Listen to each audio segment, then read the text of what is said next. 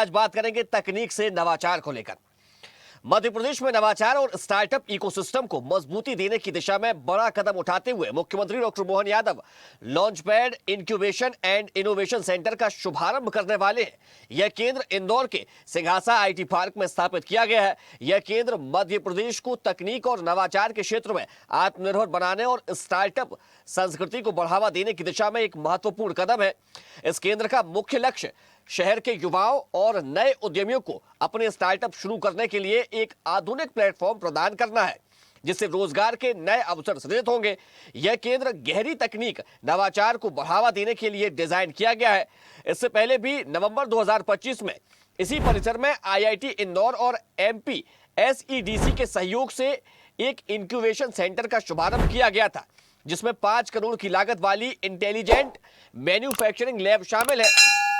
सिंघासा IT park में startups के लिए आधुनिक बुनियादी ढांचा, प्रोटोटाइपिंग के लिए लैब और मेंटरशिप की सुविधाएं उपलब्ध कराई जा रही है। यह पहल इंदौर को फ्यूचर रेडी शहर बनाने और इसे आईटी तथा स्टार्टअप के एक बड़े केंद्र के रूप में स्थापित करने के सरकार के व्यापक विजन का हिस्सा है। मुख्यमंत्री doctor Mohan Yadav launchpad centre का अवलोकन करेंगे तथा यहां संचालित नवाचार एवं स्टार्टअप गतिविधियों की जानकारी भी प्रदान करेंगे। यह केंद्र मध्य प्रदेश को डीप टेक नवाचार आधारित विकास एवं उद्यमिता का अग्रणी केंद्र बनाने में और उसकी दिशा में महत्वपूर्ण भूमिका निभाएगा। यह पहल साफ संकेत देती है कि अब मध्य प्रदेश सिर्फ कृषि और पारंपरिक उद्योगों तक सीमित नहीं, बल्कि इनोवेशन और स्टार्टअप इकोनॉमी की ओर तेजी से बढ़ रहा है। कुल मिलाकर लॉन्चपैड सेंटर युवाओं के लिए एक ऐसा प्लेटफॉर्म है जहां आइडिया से स्टार्टअप और स्टार्टअप से सफलता तक का पूरा रास्ता तैयार किया गया है।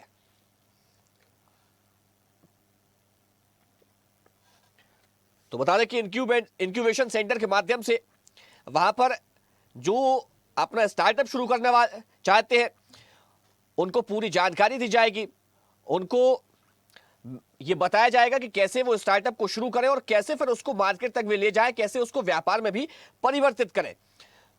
तो तकनीक से नवाचार और आत्मनिर्भरता की ओर मध्य प्रदेश कैसे बढ़े, इसको लेकर मध्य प्रदेश की सरकार, मुख्यमंत्री डॉक्टर मोहन यादव लगातार काम कर रहे हैं और इसी दिशा में एक बड़ी सौगात मध्य प्रदेश के उन तमाम युवाओं को, उन उद्यमियों को जो कहीं ना कहीं ये चाहते हैं, ये सोचते हैं कि वे भी अपना व्यापार करें, वे भी अपना व्यवसाय करें और नए स्टार्टअप्स की मध्य प्रदेश में शुरुआत हो, मध्य प्रदेश आत्मनिर्भर बने और 2047 के विकसित भारत का सपना जो प्रधानमंत्री नरेंद्र मोदी ने देखा है, उसमें मध्य प्रदेश भी अपनी एक महत्वपूर्ण और अग्रणी भूमिका निभाए। और इन्हीं तमाम बातों को ध्यान में रखते हुए मध्य प्रदेश के मुख्यमंत्री डॉक्टर मोहन यादव लगातार काम कर रहे हैं।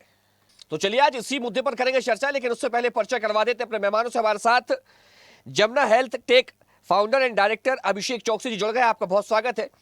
साथ ही लघु उद्योग भारती के मध्य प्रदेश मीडिया प्रभारी प्रवीण चित्रांश जी भी हमारे साथ कुछ देर में जुड़ेंगे। चर्चा की शुरुआत में अभिषेक जी से करूंगा।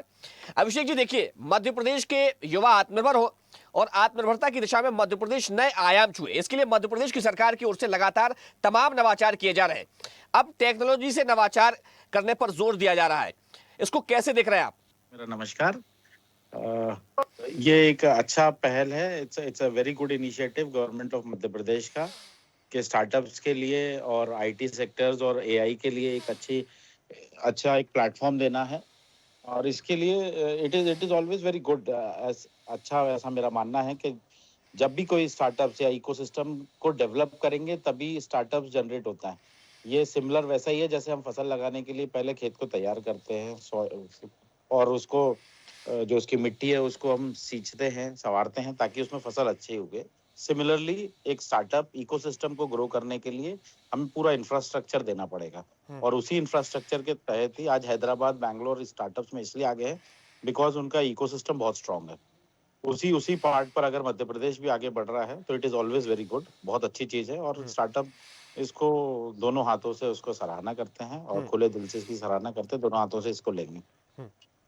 मेरी बहुत शुभकामना सभी स्टार्टअप्स के लिए, इंक्लूडिंग माई सेल्फ ऑल्सो।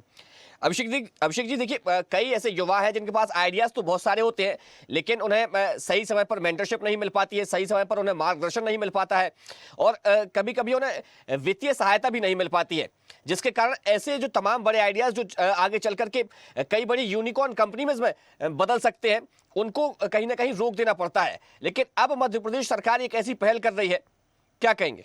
बिल्कुल ठीक है आपका कहना। और यूनिकॉर्न या किसी भी सोनिकॉर्न बनने के लिए, किसी भी आइडिया को नर्चर करके एक बिजनेस बनाने के लिए सिर्फ आइडिया नहीं होता, उसके पीछे का बहुत बड़ा एग्जीक्यूशन प्लान होता है। बिल्कुल। और एग्जीक्यूशन के लिए तमाम सारी टीम्स लगती हैं, हम्म। चाहे वो टेक्नोलॉजी की टीम हो, चाहे वो एग्जीक्यूशन के लिए ऑपरेशन की टीम हो, मैनेजमेंट की टीम हो।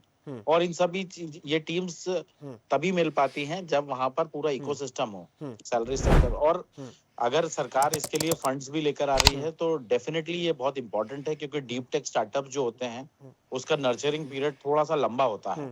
हेल्थ टेक या डीप टेक, जिस स्टार्टअप पे मैं काम कर रहा हूँ, हमारा खुद का हेल्थ टेक स्टार्टअप है। हमें 3 साल हो गए, हमने एक पेटेंट ग्रांटेड डिवाइस बनाई है जो विश्व में पहली है, जो चलती हुई ट्रेन और उड़ते हुए प्लेन में भी किसी भी मेडिकल इमरजेंसीज को ट्रीट कर सकती है। तो जब हमने ये टेक्नोलॉजी बनाई है तो इसको डेमोन्स्ट्रेट करने के लिए, इसको एक्चुअली क्रियान्वित लाने के लिए, पब्लिक तक पहुंचने के लिए इसके कई सारे टेस्ट और ट्रायल्स होते हैं, है ना। हर हर कंडीशंस में करना होता है, and it takes lot of time. उसमें बहुत समय जाता है, बहुत लंबा जेस्टेशन पीरियड होता है। तो इन सब के लिए एक फंड्स की रिक्वायरमेंट होती है, जिसके लिए अगर सरकार ये पहल कर रही है तो ये बहुत अच्छी बात है, क्योंकि डीप टेक और हेल्थ टेक स्टार्टअप्स में समय लगता है, बट हाँ, इसका रिटर्न्स भी फिर उसी फोल्ड में जाता है। अब सोचिए, दुनिया में अगर कोई चलती हुई ट्रेन और उड़ते हुए प्लेन में ट्रीटमेंट नहीं कर रहा है और मध्य प्रदेश का अगर कोई स्टार्टअप करता है, तो ये न से केवल मध्य प्रदेश और भोपाल बल्कि पूरे इंडिया के लिए कितनी फक्र की बात होगी, और कितना बड़ा रेवेन्यू जनरेट होके आज इंडिया के पास बिल्कुल। आएगा अगर हम ये करें। अभिषेक जी, मैं आपसे आपसे जानना चाहूंगा, ये जो इंक्यूबेशन सेंटर्स होते हैं, इनोवेशन सेंटर्स होते हैं, ये कैसे काम करते हैं, और जो युवा है जो स्टार्टअप शुरू करना चाहते हैं, वे कैसे इनसे जुड़ सकते हैं? देखिए, इंक्यूबेशन सेंटर एक नर्चरिंग यूनिट की तरह काम करता है। जब एक स्टार्टअप खुलता है तो उसको नहीं पता होता कैसे कंपनी रजिस्टर करनी है। कंपनी आइडिया को एग्जीक्यूशन में कन्वर्ट करने के लिए इंक्यूबेशन सेंटर एक अच्छी मेंटरशिप भी देता है, और साथ में एक बहुत अच्छा स्केल प्रोवाइड कराता है, जिससे कि वो अब जैसे जब हमारे पास ये आइडिया आया था, जब हमें एक डिवाइस बनानी थी, ऑल्दो हमारे पास इस इंडस्ट्री का नॉलेज था, बट स्टिल फिर भी एक आइडिया को एग्जीक्यूशन तक लेके आने के लिए, उसको प्लेटफॉर्म तक लेके आने के लिए, उसमें क्या क्या चीजें इस्तेमाल होती हैं, कंपनी रजिस्टर करने के अलावा टेक्निकलिटीज में कितनी चीजें होती है, फाइनेंशियली कितनी चीजें लगती हैं, वो सारी चीजों को एक इंक्यूबेशन सेंटर बहुत अच्छे से और उनके मेंटर्स बहुत अच्छे से बताते हैं, समझाते हैं और लेकर स्टार्टअप को। इसे अगर युवा युवा वहां पर अपने आइडियाज लेकर के जाते हैं तो उन्हें क्या कुछ करना होता है? उनको पहले इंक्यूबेशन में रजिस्टर होना होता है, और इंक्यूबेशन में एक बार इंक्यूबेट होना पड़ता है। इंक्यूबेट होने के बाद फिर उनके जो डिफरेंट प्रोग्राम्स होते हैं उसके तहत वो बताते हैं, उसमें उनको फाइनेंशियल हेल्प मिलती है, उनको कंपनी को रजिस्टर, कंपनी की भी अगर वो as a private limited company बनाते हैं तो उसको नर्चर करने के लिए उसमें काफी सारी टेक्निकलिटीज होती हैं, फॉर्मेलिटीज होती हैं। कंपनी का आरओसी में रजिस्ट्रेशन होना है, उसकी कैसे बोर्ड रेजोल्यूशंस होने हैं, सारी चीजें तो उसमें भी हेल्प करते हैं। सेकेंडली, आपका जो टेक्निकल आइडिया है उसको हेल्प करने के लिए टेक्निकल मेंटर्स होना बहुत जरूरी होता है। चाहे वो मेंटर्स आपके बिजनेस के हों, चाहे वो प्रोफेसर्स हों, टीचर्स हों, या कोई आपका सीनियर हो, तो कोई भी मेंटर, क्योंकि आइडिया एक होना, उसको जनरेट करके बिजनेस मॉडल बनाना, it takes lot of steps in between. बिल्कुल। और उसको जी बिल्कुल। प्रवीण चतरास जी हमारे साथ जुड़ गए, आपका बहुत स्वागत है। प्रवीण जी देखिए, अभी बड़ी अच्छी जानकारी अभिषेक जी ने दी है। उन्होंने कहा कि मतलब आप आइडियाज वहां पर लेके जाइए, लेकिन उसको शुरुआत कैसे करनी है, कैसे उसको एग्जीक्यूट करना है, और तमाम सारी महत्वपूर्ण जानकारियां वहां पर आपको इंक्यूबेशन और इनोवेशन सेंटर्स में दी जाती है। जिस प्रकार की ये जो नवाचार मध्य प्रदेश की सरकार की ओर से किए जा रहे हैं, क्या लगता है कि आने वाले दिनों में मध्य प्रदेश आत्मनिर्भरता की जो बात कर रहा है, 2047 के सपने को साकार करने की बात कर रहा है, उसमें मध्य प्रदेश अपनी कितनी बड़ी भूमिका निभाता हुआ नजर आएगा? देखिए, मध्य प्रदेश में युवाओं के माध्यम से और उद्योग और तकनीक के माध्यम से मध्य प्रदेश आगे बढ़े, तो इसके प्रयास तो हो ही रहे हैं। जिसका अभी इंदौर में जो आईटी पार्क का जो लोकार्पण हुआ है वो इसका जीता जागता उदाहरण है। और इंदौर धीरे धीरे से आईटी के क्षेत्र में उभर रहा है, सामने आ रहा है। और यहाँ नवाचार भी हो रहे हैं। और बेंगलोर, हैदराबाद और पूना के बाद जो आईटी के हब के रूप में इंदौर विकसित हो रहा है, तो कहीं और मध्य प्रदेश के जो युवा हैं वो इस क्षेत्र में नए प्रयोग कर रहे हैं, उनको मौका मिल रहा है, अवसर मिल रहा है, अपनी भूमि पर अवसर मिल रहा है। इसका उदाहरण आप देख सकते हैं इंदौर के रूप में। और रही बात आईटी के क्षेत्र की बात, तो आईटी में नवाचार की बात है, तो जब तक प्लेटफॉर्म नहीं मिलेगा तो वो नवाचार कैसे सामने आएंगे। तो कहीं ना कहीं जो मोहन यादव की जो सरकार है वो प्लेटफॉर्म उपलब्ध कराने का कार्य कर रही है। बिल्कुल। देखिए प्रवीण जी, हमने देखा है लघु उद्योग भारती तमाम छोटे व्यवसायों से लेकर बड़े बड़े व्यवसाय तक लोगों तक पहुंचती है, उनको जागरूक करती है। तो क्या अब इस तरीके के जो प्लेटफॉर्म उपलब्ध कराए जा रहे हैं उनमें भी कहीं ना कहीं अब जो लघु उद्योग भारती है वो काम करती हुई नजर आएगी? जी बिल्कुल, लघु उद्योग भारती तो काम कर ही रही है। जैसे अभी वर्तमान में भोपाल में, विदिशा में जो आईटीआई की छोटी छोटी इकाइयां हैं, पॉलिटेक्निक कॉलेज की इकाई हैं, उनसे लघु उद्योग भारती ने ज्वाइंट वेंचर किया है। और उनमें जो बच्चे काम कर रहे हैं, जो सीख रहे हैं, जो तकनीक सीख रहे हैं, तो उनको जैसे आईटी पार्क, भोपाल में भी आईटी पार्क है, इंदौर में भी हुआ ही है लोकार्पण। तो इनमें लोग, बच्चों को रोजगार कैसे मिले, नए बच्चे नवाचार कैसे करें, तो इन पर लघु उद्योग भारती समय समय पर वर्कशॉप करती है, बच्चों के बीच में जाती है, उनको इंडस्ट्रियों से टाई अप कराती है। और जो भी जिस क्षेत्र में काम कर सकते हैं उनको बेहतर बनाने के लिए और उनको प्लेटफॉर्म उपलब्ध कराने के लिए शासन की योजना हो, व्यक्तिगत योजना हो, निजी योजना हो, और इसके लिए लघु उद्योग भारती तो काम कर ही रही है। और कहीं ना कहीं सरकार के साथ भी, सरकार के जो प्लेटफॉर्म है जिनसे युवाओं को रोजगार मिल सकता है और प्रदेश के युवाओं को प्रदेश में ही रोजगार मिल सकता है, प्रदेश के युवा प्रदेश में ही नवाचार कर सकते हैं, तो उनके लिए सशक्त माध्यम कैसे बन सकता है, उसके लिए भी लघु उद्योग भारती सरकार के साथ काम कर रही है। और प्रदेश में लगातार, जैसे भी मुख्यमंत्री जयपुर गए, वहां के उद्योगपतियों से मिले, इससे पहले मुख्यमंत्री पूना गए, नागपुर गए, और भी मुख्यमंत्री विदेश भी गए, तो कहीं ना कहीं जाके जो नवाचार लाने की और नए नए छोटे छोटी इकाइयों को स्थापित करने के लिए प्रयास तो किए ही जा रहे हैं। बिल्कुल। प्रवीण जी देखिए, इंदौर को आईटी हब बनाने को लेकर लगातार काम किया जा रहा है और इसलिए तमाम सारी वहाँ पर आईटी कंपनीज भी आ रही हैं, अपना काम कर रही हैं और इस तरीके के इंक्यूबेशन एंड इनोवेशन सेंटर्स भी वहाँ पर खोले जा रहे हैं, उनका शुभारंभ किया जा रहा है। लेकिन अगर इस तरीके के जो सेंटर्स बनाए जा रहे हैं इनको अगर दूसरे जिलों तक भी ले जाया जाए, वहाँ पर उनको खोला जाए, तो क्या लगता है और ज़्यादा लाभ मिलेगा इससे लोगों को? शुरुआत तो इंदौर जैसे बड़े महानगर से ही होगी, फिर धीरे धीरे इसको ग्राउंड लेवल पे ले जाते हैं, निश्चित रूप से लाभ मिलेगा। और क्योंकि देखें, हम जैसा मैंने बताया कि हैदराबाद और बेंगलोर के बाद में इंदौर एक आईटी हब के रूप में विकसित हो रहा है। देश की और विदेशों की कंपनियां यहाँ आईटी सेक्टर में काम कर रही हैं, इंदौर में नए नए नवाचार हो रहे हैं। मध्य प्रदेश के जो यूथ थे, जो बेंगलोर, हैदराबाद, विदेशों में जो काम कर रहे थे, वो आके अपनी छोटी छोटी यूनिट उन्होंने इस आईटी सेक्टर में डाली है, अपने खुद के उन्होंने नवाचार शुरू किए हैं। तो कहीं ना कहीं इंदौर से एक अच्छी शुरुआत है। और ये शुरुआत के जब बेहतर अच्छे रिजल्ट सामने आते हैं तो प्रदेश के अन्य जिलों में, छोटे जिलों में भी इनको ले जा सकता है। और जो पॉलिटेक्निक कॉलेज में, इंजीनियरिंग कॉलेज में आईटी, छोटे छोटे आईटी सेक्टर में उनमें काम करने वाले यूथ हैं, उनको बाहर ना जाना पड़े और उनको अपने प्रदेश में, अपने देश में, अपने जिले में अगर रोजगार मिलेगा तो उसके लिए एक अच्छी पहल भविष्य में हो सकती है। बिल्कुल। अभिषेक जी देखिए, तमाम तरह की वित्तीय सहायता देने की भी बात कही जा रही है। अगर वित्तीय सहायता को लेकर वहां पर लोग पहुंचते हैं, अपने आइडियाज ले जाते हैं, तमाम उसके एग्जीक्यूशन से लेकर तमाम दूसरे अन्य चीजों को लेकर बात करते हैं, तो किस प्रकार से वित्तीय सहायता की वहां पर शुरुआत की जाए? देखिए, किसी भी स्टार्टअप को रन करने के लिए इट इज बहुत इंपॉर्टेंट है कि एक वित्तीय सहायता होना जरूरी है। जिस तरीके से गाड़ी को चलने के लिए फ्यूल की जरूरत होती है, वैसे स्टार्टअप को रन करना, क्योंकि स्टार्टअप रन करना इट्स नॉट इजी आजकल। अगर स्टार्ट करना इजी है, उसको रन करना, उसको उस जगह तक एक डिलीवरेबल बिजनेस मॉडल पूरा बनाना, उसमें काफी सारे फंड्स की इन्वॉल्वमेंट आती है और टीम की इन्वॉल्वमेंट आती है। तो इनिशियल जो डीप टेक और हेल्थ टेक स्टार्टअप्स होते हैं, इसमें सरकार का मदद करना बहुत जरूरी है, तभी वो इम्पैक्ट क्रिएट कर पाते हैं और इम्पैक्ट सस्टेनेबल हो पाता है। तो फंड्स तो बहुत इंपॉर्टेंट है और इनिशियल फंड्स गवर्नमेंट को देना ही चाहिए। हर वो देश जो स्टार्टअप इकोसिस्टम में बहुत आगे, जैसे चाइना और यूएस, उसमें इनिशियल फंड्स काफी सारा देती है गवर्नमेंट, और वे उसी तर्ज पे वैसे हम भी बढ़ रहे हैं आगे। अभी एआई समिट जो हुआ था उसमें भी हमारे स्टार्टअप्स ने काफी अच्छा वो दिया था, हम खुद भी उसमें एक पार्ट थे। हमारा startup was one of the part of Madhya Pradesh ने, जिसको रिप्रेजेंट किया था वहां पर, और काफी सराहना मिली है, नॉट सिर्फ इंडियन स्टार्टअप से नहीं बल्कि वर्ल्ड इकोसिस्टम से भी। तो it's always good, initial funding support बहुत इंपॉर्टेंट होता है। बिल्कुल। देखिए, अभी आपने एआई का जिक्र किया है, तो जब इस तरीके के प्लेटफॉर्म सरकार उपलब्ध कराती है तो क्या लगता है कि एआई के क्षेत्र में भी जो है वो तमाम सारी अब उपलब्धियां देखने को मिलेंगी? डेफिनेटली एआई हम सबके लाइफ का एक पार्ट ऑलमोस्ट हो गया है, और जो बचा है वो अगले कुछ सालों में हो जाएगा। अब सिर्फ मेल ड्राफ्ट करना एआई का पार्ट नहीं रह गया है, अब धीरे धीरे हर चीज का।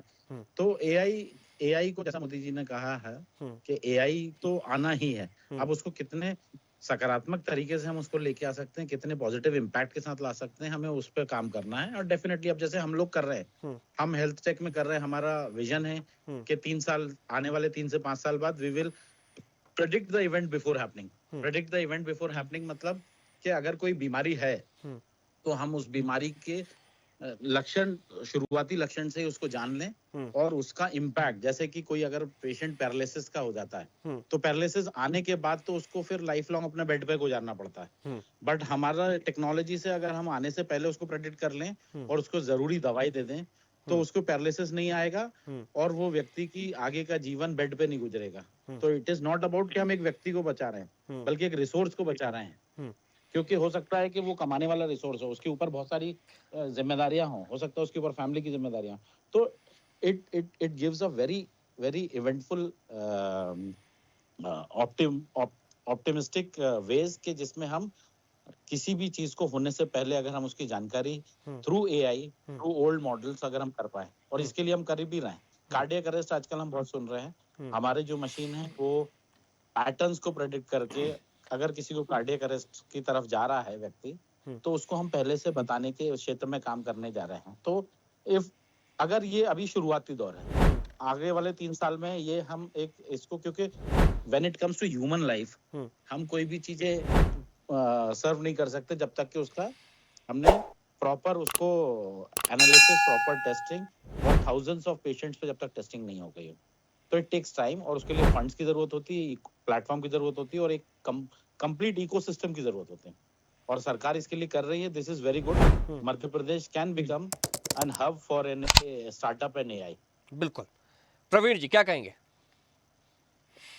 बिल्कुल अभिषेक जी बहुत बिल्कुल अच्छी बात बोल रहे हैं कि जब तक ये इसमें सबसे फंड की व्यवस्था नहीं होगी, जब तक निवेश नहीं होगा और सरकार मदद नहीं करेगी नवाचार को, तो निश्चित रूप से नवाचार को बढ़ने में समस्या आएगी। और चीन का और यूएस का जो उदाहरण दिया है उन्होंने सही है। और अभी वर्तमान में जो एमएसएमई विभाग है मध्य प्रदेश सरकार का, उसमें सरकार ने नवाचार के लिए 300 करोड़ की फंडिंग रखी है। मिनिमम 10 लाख रुपए से लेके 50 करोड़ तक का फाइनेंस है, उसमें 50% तक की सब्सिडी है।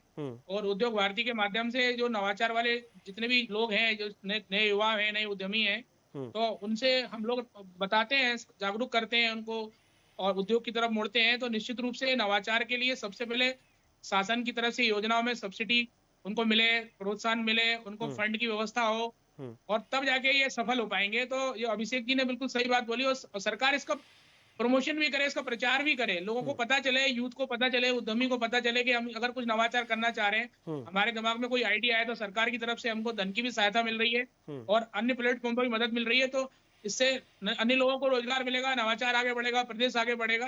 तो निश्चित रूप से बिना आर्थिक सहयोग के ये आगे नहीं बढ़ सकता। तो सरकार इस दिशा में काम कर रही है, पर इसके लिए जागरण की आवश्यकता है, इसके लिए प्रचार प्रसार की आवश्यकता है, जो कि आपके माध्यम से भी, और अभिषेक जी जैसे बड़े उद्यमी हैं और जो चिकित्सा के क्षेत्र में बहुत बेहतर कार्य कर रहे हैं, तो ऐसे लोगों के माध्यम से पता लगेगा, तो निश्चित रूप से प्रदेश को भी लाभ होगा। और खासकर उद्यमी जिनके लिए हम काम कर रहे हैं, जिनके लिए सरकार काम कर रही है, जिनके लिए उद्योग भारती काम कर रहे हैं, उनको भी लाभ हो। प्रवीण जी देखिए, हेल्थ को टेक्नोलॉजी से जोड़ा जा रहा है, शिक्षा को जोड़ा जा रहा है, तमाम दूसरे व्यवसायों को जोड़ा जा रहा है, और अब तो कृषि को भी टेक्नोलॉजी से जोड़ने की बात कही जा रही है। तो जब इस तरीके के प्लेटफॉर्म बनाए जा रहे हैं, तो क्या लगता है कि आने वाले समय में ये सब जो चीजें की जा रही हैं, ये प्लेटफॉर्म जो बनाए जा रहे हैं, तो कृषि भी अब उन्नत कृषि की ओर आगे बढ़ेगी? बिल्कुल निश्चित रूप से हम डिजिटल दुनिया में जी रहे हैं, डिजिटल युग में हम जी रहे हैं। और ड्रोन का तो जैसे कृषि को लेके प्रधानमंत्री नरेंद्र मोदी ने भी बहुत आगे बढ़ाया। ड्रोन के माध्यम से सिंचाई करना, ड्रोन के माध्यम से कीटनाशक का छिड़काव करना, ड्रोन के माध्यम से खेती की निगरानी करना। तो इसमें सब्सिडी भी दी जा रही है भारत सरकार की तरफ से, कृषि विभाग की तरफ से किसानों के लिए। और नवाचार कृषि में भी किए जा रहे हैं, और कई यूथ जो हैं जो अपनी बड़ी बड़ी नौकरियां छोड़ के, बड़े बड़े पैकेज छोड़ के कृषि में जुड़ रहे हैं, कृषि को भी सतत माध्यम बना रहे हैं। तो डिजिटल युग है, तो डिजिटल युग में बिना कंप्यूटर क्रांति के, बिना आईटी क्रांति के, और अब तो एआई की बात चल रही है, बिना एआई के हम रह नहीं सकते। तो जब तक एआई को बढ़ावा नहीं देंगे, जैसा कि प्रधानमंत्री ने अब तो लगभग आने वाले सत्र से विद्यालय में और कॉलेजों में एआई की एजुकेशन ही कंप्लीट कर दी है, मतलब कंपलसरी कर दी है। तो निश्चित रूप से इसका जो डिजिटल से जब तक हम आईटी को नहीं जोड़ेंगे, हम कंप्यूटराइज नहीं करेंगे, तो निश्चित रूप से आगे सफलता मिलने की संभावना कमी है। और हम बढ़ रहे हैं उस दिशा में, देश बढ़ रहा है, प्रदेश बढ़ रहा है, और हमारे युवाओं में भी, हमारे यूथ में भी इसको लेकर बहुत जिज्ञासा है और इस पे काम चल रहा है काफी। बिल्कुल। अभिषेक जी, देखिए सरकार कहती है कि अगर आपके पास नॉलेज है, आप किसी आइडिया पे काम करना चाहते हैं, तो अब सरकार साथ में मिलकर के काम करे, तमाम सारी योजनाएं चलाई जा रही, कई सारी नीतियां भी ऐसी बनाई गई हैं जो कि सीधे जनता को लाभ पहुंचा रही हैं। उन तक सब्सिडी के प्रावधान भी किए गए, वित्तीय सहायता को लेकर हम बात कर रहे थे। लेकिन विशेष बात जो रह जाती है तकनीक से जोड़ने वाली, जिस पर हम चर्चा कर रहे हैं, ये तकनीक की जब भी हम बात करते हैं, कई सारे ऐसे मॉडल बनकर के आते हैं जिसमें एक हम प्रोटोटाइप की बात करें, और जब इस तरीके के प्रोटोटाइप बनाने को लेकर जब पूरा सेंटर काम करेगा, तो क्या ये सफलता मतलब कितने हद तक इसमें मिल सकती है लोगों को? देखिए, जब आपने बड़ी अच्छी बात कही कि जब सरकार की नियत और नीति तो सरकार तय करती है, अब उसको ग्राउंड लेवल पर उतारने के लिए जो उनकी नीचे की सबऑर्डिनेट टीम होती है वो काम करती है। जैसे कि सरकार ने पॉलिसी बनाई, एमपी स्टार्टअप पॉलिसी, जो 2025 में बनी थी, काफी अच्छी पॉलिसी बनी है जिसमें, बट अब उसको क्या है, अब जो स्टार्टअप टीम है, जो जैसे स्टार्टअप हेड हैं और जो स्टार्टअप टीम है, अब इट इज देयर ड्यूटी कि उसको वो लागू करवाएं, ऐसा ना करें कि वो टालम टोली करें। ये भी बहुत इंपॉर्टेंट है, क्योंकि सरकार ने, आदरणीय सीएम साहब ने नीति बनाई, उनकी नियत साफ है कि हमें इंडस्ट्रियलाइजेशन लेकर आना है, और मध्य प्रदेश डिजर्विंग भी है, सेंट्रली लोकेटेड है, लोकेशन बहुत अच्छी है, हमारे यहाँ वेदर कंडीशंस बहुत अच्छी है, ना एक्सट्रीम हॉट है ना एक्सट्रीम कोल्ड है, ना कोई बहुत ज्यादा बारिश है, ना यहाँ पर कोई भी दूसरे तरीके की दिक्कतें हैं कि कोई किसी भी तरीके का कोई धर्म के तरीके का कुछ है। तो it is ideal for from all conditions. यहाँ लॉ एंड ऑर्डर बहुत अच्छे से मेंटेन होता है। यहाँ पे पहले वाला यूपी बिहार की कंडीशन ही नहीं है कि जिसकी लाठी उसकी भैंस। तो काफी सारी चीजें हमारे लिए बहुत पॉजिटिव हैं। इट इज ड्यूटी ऑफ उन लोगों की जिनको ये रिस्पॉन्सिबिलिटी दी है, जैसे स्टार्टअप हेड्स हैं, जो मध्य प्रदेश स्टार्टअप हेड हैं, अब उनकी ड्यूटी बनती है कि स्टार्टअप्स को हर महीने कनेक्ट करना है, उनको एक वीकली कॉल करवाना है, उनको फंड्स तो देना ही है, पर उस फंड का यूटिलाइजेशन वो कहीं गलत तरीके से नहीं कर रहे हैं, उस पर भी नजर रखनी है। सेकेंडली, फंड के सिर्फ फंड से कंपनी नहीं चलती, नहीं तो आज सारी कंपनी रिलायंस की नहीं होती। बिल्कुल, क्योंकि फंड के साथ उसको execution in the right way, it is very important. और वो तभी हो सकता है कि जब हम हमारी नीति नियत के साथ जो टीम बैठी वो भी उस तरीके से काम करे। बिल्कुल। और इसमें मेरे को लगता है कि एक स्टार्टअप टीम अच्छी बनानी पड़ेगी मध्य प्रदेश को। स्टार्टअप हेड कोई अच्छे बेंगलोर, कर्नाटक या हैदराबाद के किसी इंडस्ट्री के किसी को लेकर आना पड़ेगा, मुझे ऐसा लगता है, ये मेरा पर्सनल मानना है। तो मध्य प्रदेश डेफिनेटली टेक में भी और हर जगह बहुत आगे करेगा। यहाँ पे जैसा अभी प्रवीण जी ने कहा था कि यहाँ के युवाओं में मैं रहा हूँ मुंबई, मैं रहा हूँ चेन्नई, कोचिन, हैदराबाद, बैंगलोर, कई जगह रहा हूँ। मैंने 39 कंट्रीज में किया और मेरे को हर जगह कोई ना कोई मध्य प्रदेश का व्यक्ति मिला। And it is so happy to see कि अरे ये हमारे एमपी का है। तो कभी कभार लगता है कि ये जो ब्रेन है, ये जो टेक्नोलॉजी है, जो दूसरों के लिए कर रहे हैं, वो हमारे यहाँ हम क्यों नहीं कर सकते हैं। इसीलिए मैं वापस भी आया, मैंने भोपाल में अपना स्टार्ट किया। और ये इसका उद्देश्य ये था कि अगर सारे ब्रेन्स और सारी टेक्नोलॉजीज बाहर चली जाएंगी तो हमारा विकास कैसे होगा। बिल्कुल ठीक है। देखिए समय होगा, इस चर्चा को यहीं विराम देना पड़ेगा। हमारे साथ जुड़ने के लिए अभिषेक जी आपका बहुत शुक्रिया और प्रवीण जी आपका भी बहुत धन्यवाद। तो मध्य प्रदेश की सरकार अब लगातार नवाचार करते जा रही है और तकनीक से नवाचार को लेकर इंक्यूबेशन एंड इनोवेशन सेंटर की सौगात मध्य प्रदेश के मुख्यमंत्री डॉक्टर मोहन यादव देने वाले हैं। फिलहाल चर्चा में इतना ही। देखते रहिए स्वदेश न्यूज, सबसे पहले देश। और ऐसी ही ताजा खबरों के लिए लाइक, फॉलो और यूट्यूब पर सब्सक्राइब कर बेल आइकन जरूर दबाइए और हर अपडेट के लिए विजिट कीजिए स्वदेशलाइव.com।